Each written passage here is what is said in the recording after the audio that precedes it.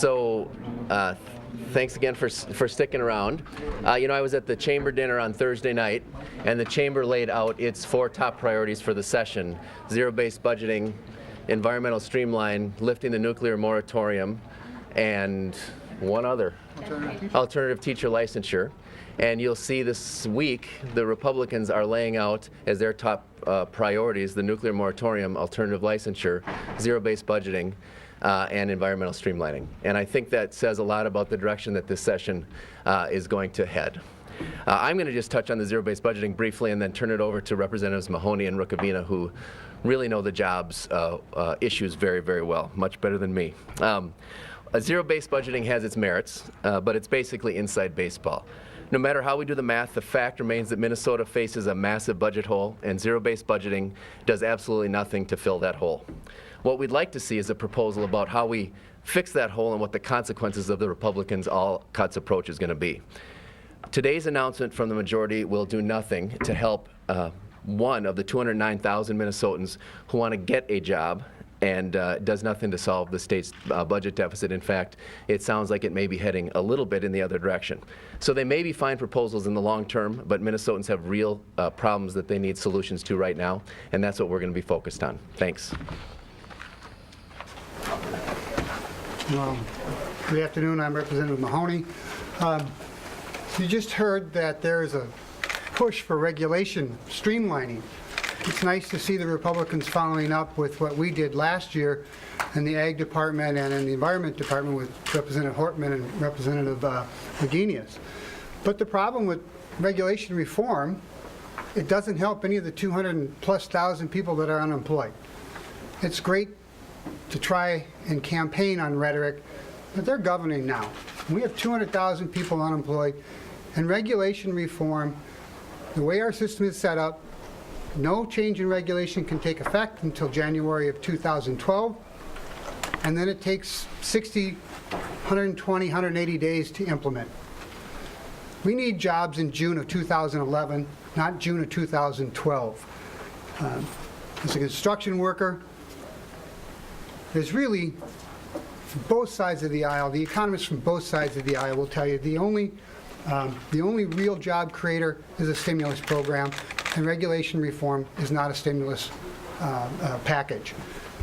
We need to have some kind of a bonding bill that actually puts people to work, puts the engineers, the architects, the salespeople, the inspectors, the construction workers, puts them to work. We have a $6.2 billion hole in our budget. I'm still trying to figure out how those particular regulations will fill that $6.2 billion hole. And the leader alluded to the fact that we got the top four priorities of the Chamber. It just so happens that the Chamber also invested $4 million in their campaigns this year. I'm not sure $1 million a pop or just coincidence, but I'll just leave it at that. So I will let Tom speak and then take any questions that you might have.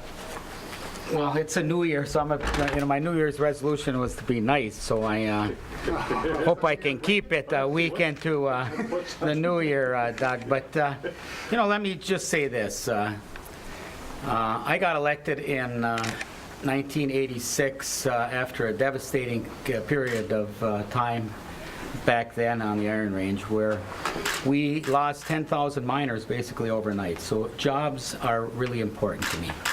And I agree with new Republican majorities that we need to create jobs in this state when we still have over 200,000 people collecting unemployment insurance.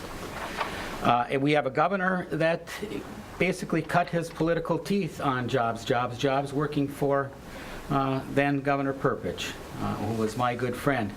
And I think that governor's got a lot of good ideas, and maybe some ideas that are old ideas but worked, like the MEAD program, the Minnesota Emergency Employment Department that was created, I believe, under then Commissioner Dayton. Now Governor Dayton can look at a program like that, because we tried to do that back in 2009, and I couldn't find the $100 million within the state budget to do it. But we did a little program with some taconite dollars on the Iron Range that mirrored the MEAD program, giving wage subsidies to small businesses, ma and pa businesses, and small manufacturing businesses that could hire a new person and keep them for a certain length of time.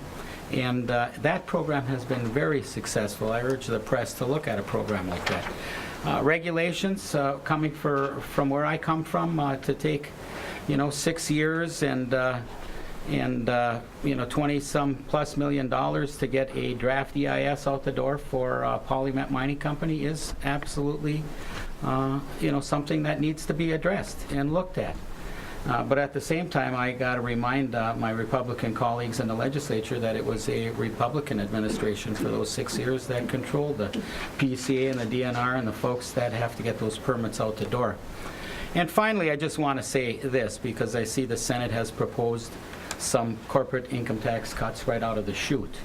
I had a piece in the Minneapolis Tribune this Sunday that had the facts, and the facts are this. The facts are that, the tax cuts, the income tax cuts for the wealthiest Minnesotans in 2000 and 1999 did not result in any new jobs in this state. And the fact of the matter is that Governor Pawlenty's no new tax pledge meant no new jobs for Minnesota. 1,200 jobs over the course of 8 years, when federally in the U.S. 3 million jobs were created. Our share should have been a huge increase in jobs in this state. Under Perpich and Quee and Carlson, when they all inherited similar economic crises that we have here today, they created 300,000 jobs, Perpich and Carlson, and I think Ventura close to 100,000. So, I hope that the new Republican majority in both the House and the Senate look at the facts and not fiction. And if there are going to be tax cuts at the end of the day for corporations, let's look at some fairness, because just to give across-the-board tax cuts to corporations that can afford to pay income tax and not help the small ma and pa's that are struggling today that aren't paying any corporate income tax because they're not making any money is absolutely a ridiculous way to start to solve our problems here in this $6.5 billion budget deficit. And I want a bonding bill because I want Mahoney back to work at some time, because otherwise he's calling me all the time when he isn't working. And nobody knows better than Tim Mahoney and Mike Nelson and a few others, Tom Bach, what a bonding bill means to their friends and their peers in the building trades that build Minnesota, build America, and get people back to work. And I think a bonding bill is absolutely necessary. And with that, I'm going to turn it over to the leader to ask questions. So any questions folks have? Would any of you care to address the sunset clause that does 10-year cyclical reviews on the need for any of the state agencies to continue their existence? I think it's a great idea. I'm glad they stole that idea from us. That's what we did on our premier piece of legislation last year. The Angel Tax Investment Credit sunsets in 5 years. It's about time they started learning from us. Right, but this is whether you abolish agencies in the state government. I'm fine with it. It's always worth having reviews put in place like that, but they cost money, first of all, to do. And secondly, so for instance, we're not going to get rid of the Department of Corrections, right? So why would we spend money to study whether we should get rid of our prison, the Department of Corrections? Again, the bottom line is that these are great ideas for the long-term process ideas, but they are going to cost money, and they don't do anything right now to actually solve the $6.2 billion budget deficit that we're facing, which is the biggest crisis that the legislature has to address. Representative Mahoney, can you take us back to the last session and why the 150-day goal was applied to the Department of Agriculture but not to PCA and to DNR? The support wasn't there to do it. I mean, when you do regulation reform, you can do it two different ways. You can just use a hammer and just impose, or you can bring people together and say, what can we work out? Those were the two that the Small Business Caucus from the last biennium, we worked on about 5 or 6 of them, and those were the two that we could get get through. Again, there was confusion about what business actually wanted. There was confusion about what the departments could actually implement. And there was disagreement about what, I'm not sure, the activists, whoever and whatever area they might be in, were all willing to compromise on. So we started with those two. Hopefully we can get 2 more done this year, or even more. Happy to do it. These are job creation bills. Do streamlining regulations create jobs? Well, I think one of the things that we want to make sure happens is that we have some accountability measures in place so we can see if these, in fact, create jobs. I think I will let Tom.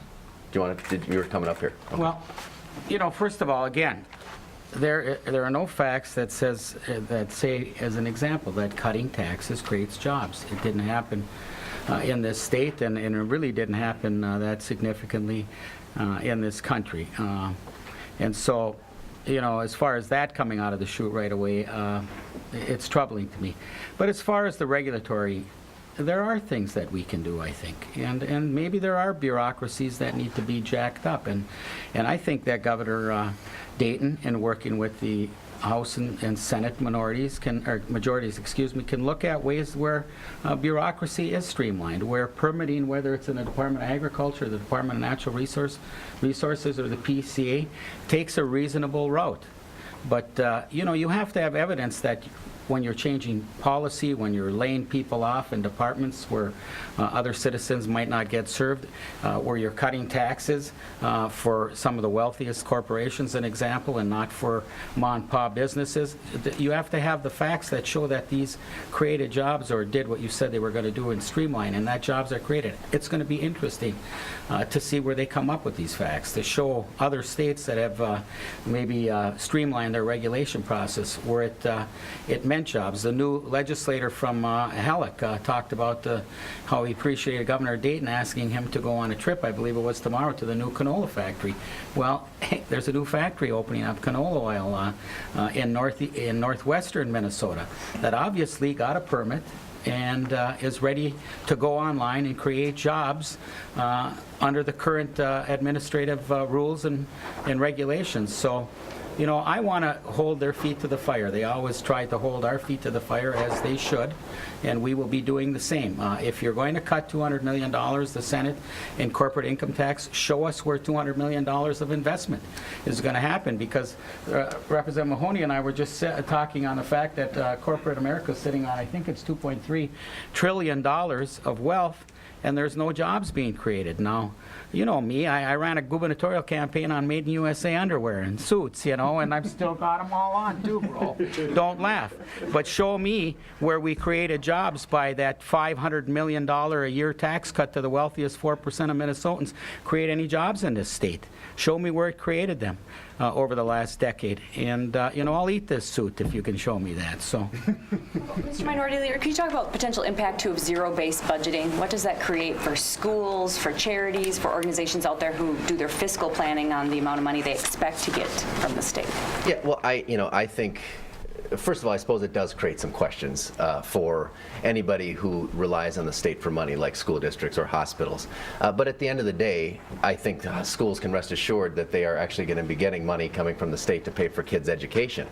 How much is perhaps a question. But that kind of gives the lie to the idea of zero-based budgeting, which is there's most of the parts of our budget, like corrections being the best example, where we're just never going to close down prisons. So why would we spend any money studying whether we should have a Department of Corrections or what their budget should be? Representative Thiessen, you sent out a news release today about Capitol security. How concerned are you about that? Well, I think everybody is concerned. I think it's been a concern that's been around. The legislative auditor did a report about 1.5 years ago. It's been on people's minds. I think the events over the weekend caused us to take another close look at it. The bottom line is I think that the governor responded correctly by calling legislative leaders and others to sit down and talk through with the experts in public security about what the right answer is. At the end of the day, what we really need to do is make sure that our people's capital is as accessible to the people of Minnesota as possible. Do it in a way that protects the safety of the public, But first and foremost, we got to make sure that we continue to be as accessible to our constituents as possible. Would you be opposed to metal detectors at every entrance? Would that change the character of the whole building? So I think what we need to do is actually talk to the public safety experts and see if there's a way to do it that wouldn't interfere with that public access. And so what my response would be to rely on those public safety experts first and foremost, and then let them come back with their recommendations. Thank you.